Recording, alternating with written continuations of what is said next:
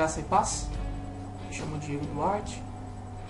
Esse é o primeiro vídeo que eu faço e publico sobre uma palavra ao Senhor, sobre um esboço bíblico, sobre um tema. Primeira vez que eu faço isso falando, né?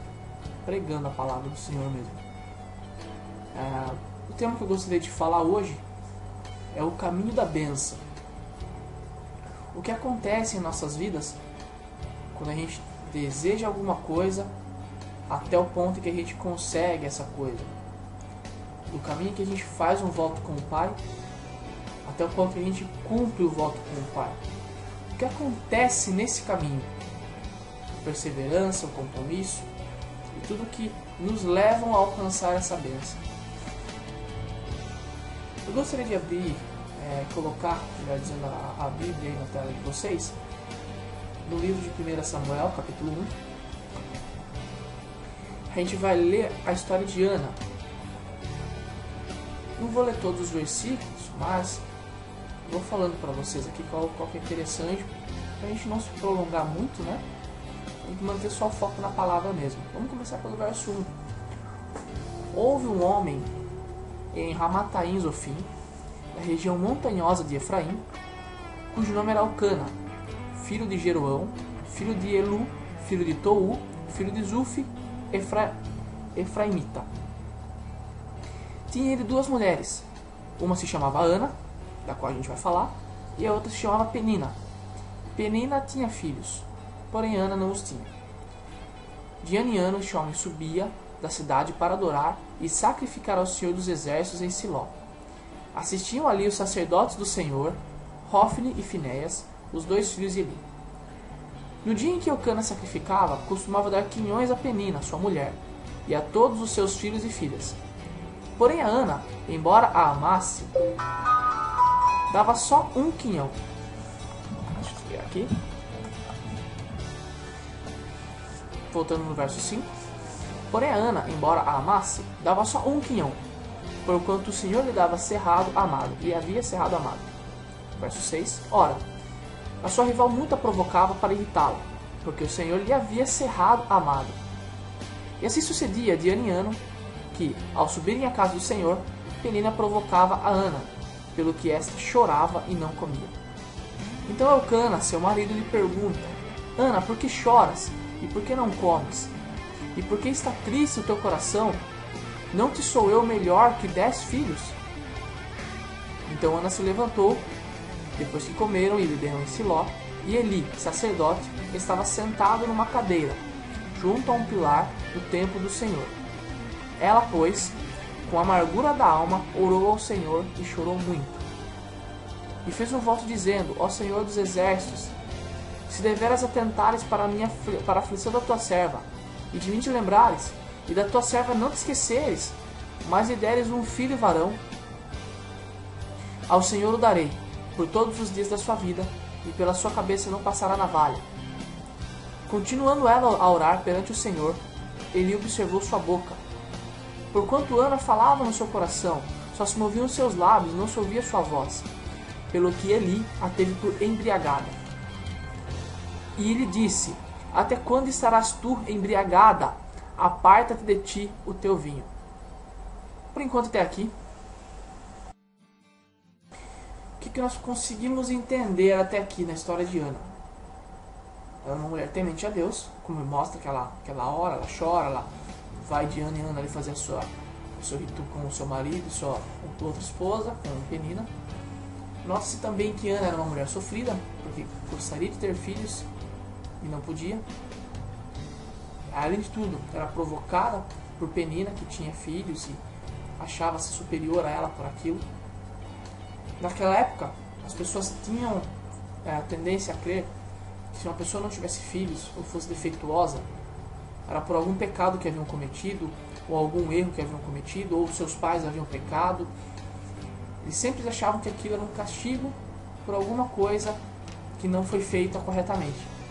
Então, ou seja, Ana, além de ser humilhada só pela sensação de não poder ter filho, ainda havia toda a sociedade pressionando ela, achando nela erros, julgando que ela estava sendo castigada por um erro cometido por alguém.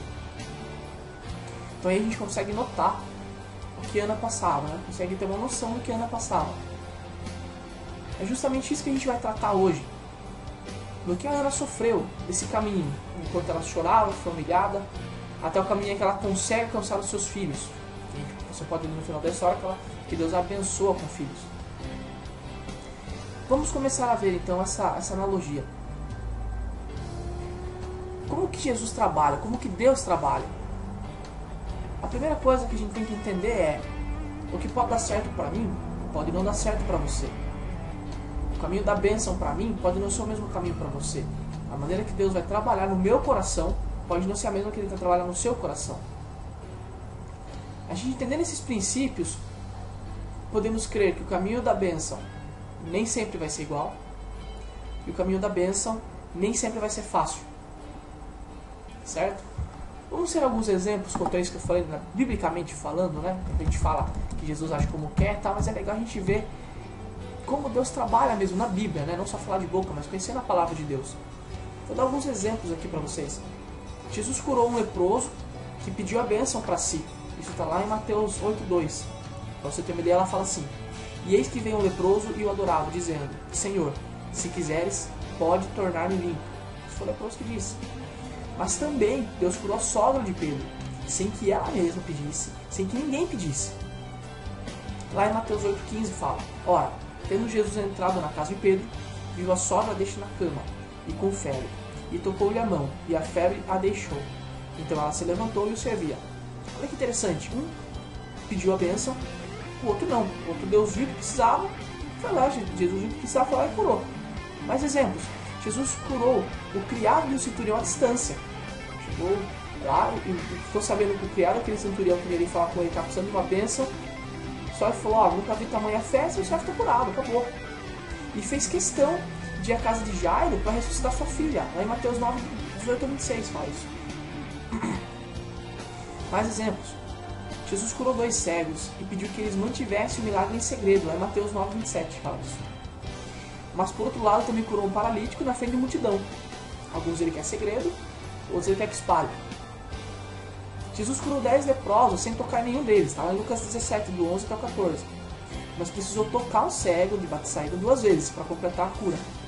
Está lá em Mateus 8:23. Jesus usou de palavras doces com os discípulos quando acalmou a tempestade. Lá em Mateus 14:27. Mas também proferiu palavras um pouco mais rudes, severas, duras, para uma mulher de Canané, para provar a fé e a humildade dela, antes de libertar a filha dela das garras dos demônios. Está lá em Mateus 15, do 21 até o 28. Jesus foi muito generoso quando alimentou uma multidão com pães e peixes. Em contrapartida, ele se nega a dar um sinal de milagre, de fé, por qualquer coisa que seja, ao povo que queria ver aquele sinal. Está lá em Mateus 16, do 1 até o 4. Que o povo era incrédulo. O que a gente entende até aqui? Deus trabalha, Deus trabalha do jeito que Ele quer, da maneira que Ele quer, aonde Ele quer, como Ele quer. Ele faz tudo da vontade dEle. Não há uma palavra mágica que faça esse milagre acontecer. Não há um alakazam que faz a bênção surgir do dia para a noite. A bênção sua pode ser instantânea, ela pode ser miraculosa, ela pode ser do enfermo, em um segundo passa a ficar bom, como Jesus também pode te curar através de remédios, através de um cuidado seu, através de alimentos saudáveis. Deus pode trazer a sua bênção de um dia para a noite, como pode fazer a sua perseverança e adquirindo aquilo aos poucos até você chegar onde sua bênção, onde você quer que sua bênção chegue. Entende?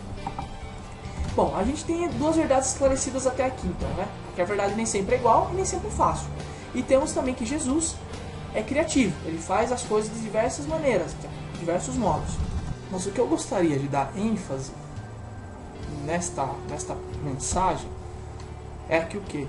Nas surpresas que a gente vai ter no decorrer desse caminho. O que nos ajudam a ter essa bênção, ou como devemos agir perante essa bênção, enfim, perante esse caminho, né? É sobre isso que eu quero tratar, sobre as surpresas que a gente vai ter no caminho do sofrimento, da angústia e do pedido, até o alcance dessa bênção. Durante esses 2 pontos, entre você pedir, entre você alcançar, nessa linha aqui de tempo, é que eu quero falar, que acontece nessa linha. Vamos começar com a primeira coisa que a gente tem que ser nesta linha para que a gente alcance a nossa bênção. Eu acho que a primeira coisa é perseverança. Lá em 1 Samuel, Ana ia à casa do Senhor ano após ano, a Bíblia nos fala. E fala que era constantemente provocada por Penina. Mesmo assim ela ia, ela clamava, ela buscava. E mesmo que ela voltasse não estando grávida, ou mesmo que ela não alcançasse a gravidez durante todo aquele ano, no outro ano ela voltava perseverante, orava, chorava e fazia acontecer. Não significa, então, que perseverança não significa exatamente alegria. São duas palavras distintas, porque Ana, ela estava triste com aquela situação, ela estava descontente com aquilo, mas ela ficou perseverante. Não significa que você, durante a sua bênção, você não pode se entristecer, você não pode ficar chateado com alguma coisa. Claro que podemos, são sentimentos, e junto com esses sentimentos tem a tristeza também. Então, mas o que nós devemos focar é, mesmo que você esteja triste, desanimado, ancorado, qualquer coisa assim, você tem que permanecer perseverante. Isso é uma coisa que devemos ficar. Prosseguindo aqui, ó. Conhece, lembra da parábola da viúva chata? Tá lá em Lucas 18. Vamos abrir pra gente ver lá em Lucas 18. Deixa eu abrir a Bíblia aqui. Vou jogar na tela pra vocês também. Tô achando aqui só um minuto. Lucas 18. Olha só vou ler do versículo 1 até o 4. Contou-lhes também uma parábola sobre o dever de orar sempre e nunca desfalecer. Isso é Jesus falando, dizendo: havia uma certa cidade, um juiz que não temia a Deus, nem respeitava os homens. Havia também naquela mesma cidade uma viúva que ia ter com ele, dizendo: faz-me justiça contra o meu adversário. E por algum tempo não quis atendê-la, mas depois disse consigo: ainda que não temo a Deus, nem respeito os homens, todavia, como esta viúva me incomoda, hei de fazer justiça, para que ela não continue a vir molestar-me. Até que, entenda que esse juiz ele não era temente a Deus, ele não tinha compromisso nenhum com os homens, ou não tinha respeito, né, como a palavra diz. E mesmo com todos esses defeitos dele, vamos colocar assim, ele fez a justiça para com a mulher, com a viúva, porque ela era insistente, ela era perseverante, ela não desistiu da bênção.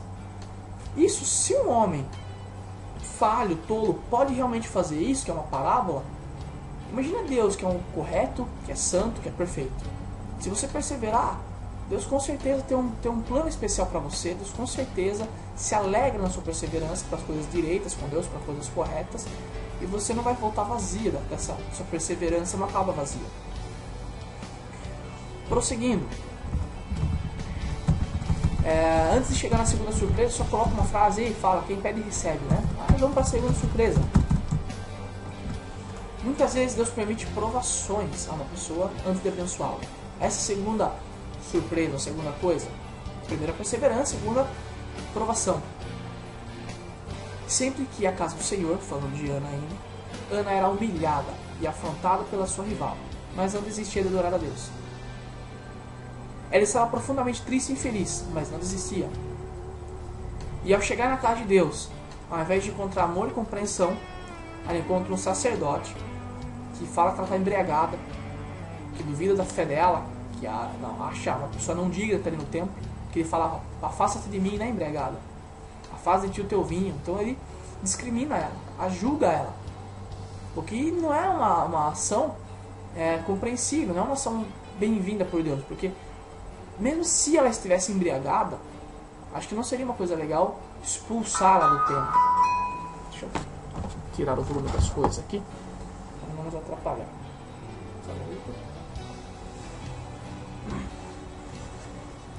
Mesmo se ela estivesse embriagada, não seria motivo dele expulsar ela do templo. Então isso mostra a nossa aprovação. Deus, às vezes ele permite a nossa aprovação para mostrar o tamanho da nossa fé, mostrar para nós mesmos o tamanho da nossa perseverança, ou às vezes para mostrar as pessoas ao nosso redor.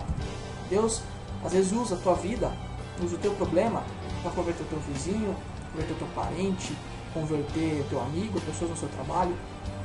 Entenda que a partir do momento que você se coloca a sua vontade, que seja a mesma de Deus, a partir do momento que você coloca que Deus é o melhor para você, você está dando liberdade para Ele te usar. liberdade para ele usar a sua vida como exemplo, assim como Jó. Usou a sua vida para converter muitas pessoas, milhares de pessoas. Quantas pessoas já não se converteram lendo o testemunho de Jó na Bíblia? É a mesma coisa, quantas pessoas Deus pode converter, o Espírito Santo pode tocar através do seu problema, através da sua dificuldade, que posteriormente virá uma grande vitória. É assim que Deus trabalha. E olha só o que Ana fez, é interessante, que está lá em Deuteronômio 13:3. Fala assim lá: não ouvireis as palavras daquele profeta ou daquele sonhador, porquanto o Senhor vosso Deus vos está provando, para saber se amais o Senhor, o vosso Deus, de todo o vosso coração e de toda a vossa alma. E foi exatamente isso que Ana fez. Ela entendeu que naquele momento, aquele profeta, aquele sacerdote não estava nos seus melhores dias, vamos colocar assim. Ele agiu de uma maneira infeliz. Mesmo assim, ela não se deixou entristecer.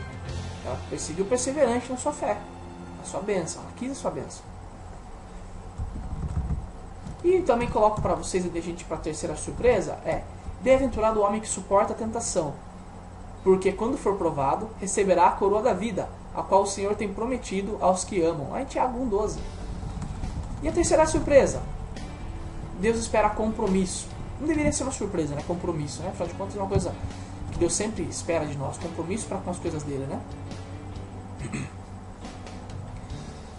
Ana era estéril, ela não tinha filho, não tinha, segundo os olhos humanos, não tinha possibilidade de dar um filho. Então ela falou: Senhor, ela fez um compromisso com o Pai. Ela falou: Deus, se porventura o Senhor olhar para mim e achar graça no meu coração e ver que eu mereço e tantas outras coisas como ela fala, por favor, se o Senhor me der um filho homem, eu vou entregar esse filho para o Senhor. E a gente pode ler mais para frente, nos versos 26 e 28, que ela cumpre isso. Ela cumpre a promessa que ela fez. Quando Deus a abençoa e ela fez um compromisso com Deus, ela honra esse compromisso. E se você quer tanto a sua bênção, quer tanto a sua vitória, eu te pergunto, cadê o seu compromisso com o Pai? Como andam os seus compromissos? Como andam o seu comprometimento com a obra, com a palavra, com as coisas de Deus? Você quer tanto, almeja tanto a sua bênção? E como anda o seu compromisso, a sua parte, não vou falar acordo, mas a sua parte da bênção, como anda acontecendo isso? E eu ainda coloco lá Deuteronômio 23:21, que fala assim: quando fizeres algum voto ao Senhor teu Deus, não tardarás em cumpri-lo, porque o Senhor teu Deus certamente o requererá de ti, e em ti haverá pecado. Honra os seus compromissos. Quarta surpresa, humildade. Também não deveria ser uma surpresa, né? Que Deus a todo momento fala que os humilhados serão exaltados, os exaltados serão humilhados, enfim, não deveria ser uma surpresa. Mas Deus espera a humildade. Olha só, Ana, ela ajoelhou diante de Deus e derramou sua alma perante o Senhor, lá nos versos 12 e 14, numa atitude sincera e humilde. A Bíblia fala que ela ajoelha, ela chora, ela coloca sua alma naquilo, ela pede com todas as suas forças. Lembra de Eli, quando ele ofende ela, fala que ela é bêbada e tal, em vez de ela se revoltar, se irar, espernear, blá blá blá, não, ela calmamente, pode continuar lendo ali depois, ali está 14, mas você pode continuar lendo no 15, 16 ali e tal, você vai ver que ela calmamente explica para o sacerdote o que está acontecendo, ela não rasga o pano, digamos assim. Então, o que você tem feito quando alguém te xinga, quando alguém te humilha? Será que você tem agido com sabedoria? Ou você tem esperneado, agido com os teus olhos? Um outro exemplo que eu deixo está lá em 2 Reis, capítulo 5, que fala do Naamã, né, capitão do exército da Síria. Ele era um grande homem. Deus ali, e ele tinha colocado ele numa situação privilegiada, né? Ele era o cara que dava livramento aos sírios, era o herói, né, daquela época, né? Contudo, estava leproso. Quando ele foi falar com Eliseu, olha só o que fala lá em 2 Reis capítulo 5, 10. Então Eliseu lhe mandou um mensageiro, não foi nem Eliseu que foi atender, falando assim: vai e lava-te 7 vezes no Rio Jordão, e a tua carne será curada e ficarás purificado. Olha só, ele poderia falar: não, peraí, mas como assim um mensageiro vem falar comigo? Eu sou Naamã. Se é para mim porventura fazer isso, então eu quero que Eliseu venha falar comigo, eu quero que o próprio profeta, eu sou digno de falar com o profeta. Ou 7 banhos, não, Deus tem que me curar no primeiro, e pular uma vez só, mas não. O que ele fez? Ele se humilhou, ele foi humilde. Ele falou: não, se foi da vontade de Deus que mandasse um mensageiro vir falar comigo, e eu tiver que dar 7 pulos no Jordão, amém, essa é a vontade. E pulou 7 vezes. E lá a gente vê no capítulo de 2 Reis, capítulo 5, verso 14, fala assim: então desceu e mergulhou no Jordão 7 vezes, conforme a palavra do homem de Deus, e sua carne tornou-se como a carne de um menino, e ficou purificado. O que eu falo para você é: seja humilde. Não age de acordo com as suas vontades, os teus preceitos. Age de acordo com as vontades e os preceitos de Deus. E certamente você, como Naamã, ficará limpo, ficará curado. Certamente como Ana, alcançará a sua bênção. Vamos para mais uma surpresa? Quinta surpresa. Deus exige fé verdadeira. Não deveria ser uma surpresa, né? Mas fé verdadeira.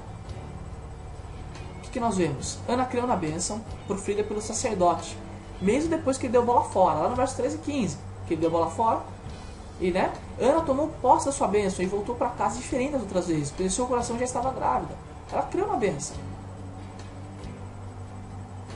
Então o que eu falo para você é: tenha fé. A sua perseverança trará fé. A sua força de vontade trará fé. Permaneça fiel ao Senhor. Sexta surpresa, talvez a mais saborosa de todas, né? Abundante graça. Se você fizer todas as que a gente viu, ter compromisso, ter fé, ter humildade, né? Deus vai te honrar com a surpresa, que é a abundante graça. Ana teve um filho que, pela abundante graça do Senhor, veio a tornar o grande herói de Israel. Ela substituiu os filhos de Eli no sacerdócio. Mas a bênção não parou por aí, isso que é o mais legal. A bênção não parou por aí. Depois do milagre, ela teve muitos filhos. Isso é lá no capítulo 2, 21. Pois a graça de Deus sempre surpreende e transforma a nossa vida. Ana pediu um filho. Ela queria ter um filho, mas Deus abençoou, deu um filho, foi herói, foi muito, muito abençoado, o filho dela. E não parou por aí, deu mais filho para ela. E é por isso que eu falo, essa talvez seja a surpresa. Deus nos surpreende.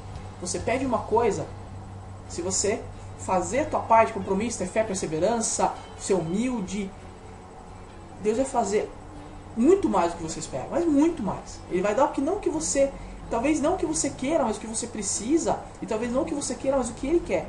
E o que Ele quer é te ver feliz. Deus quer uma vida feliz. Deus, o propósito de Deus é te ver feliz, a vida eterna, a felicidade. Então Deus vai te dar muito mais do que você espera. Isso tenha certeza.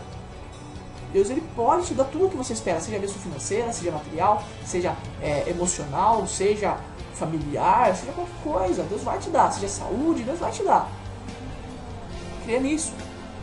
E para encerrar, eu deixo aqui uma frase que reúne todas as surpresas que a gente leu, as 6 surpresas numa só. Que está aí na tela para vocês conferirem. O caminho até a bênção nem sempre é fácil, mas sempre valerá a pena. Neste caminho, você precisará ter esperança, será provado, terá que demonstrar verdadeiro compromisso para com Deus, terá que ser humilde e ter muita fé em Deus e em seus verdadeiros profetas. Mas eu garanto-lhe que a abundante graça de Deus vai surpreendê-lo e transformar a sua vida para sempre. Deus seja louvado. Eu fico por aqui, espero que tenha sido uma bênção para a sua vida, assim como foi na minha vida essa mensagem. Até a próxima, graça e paz.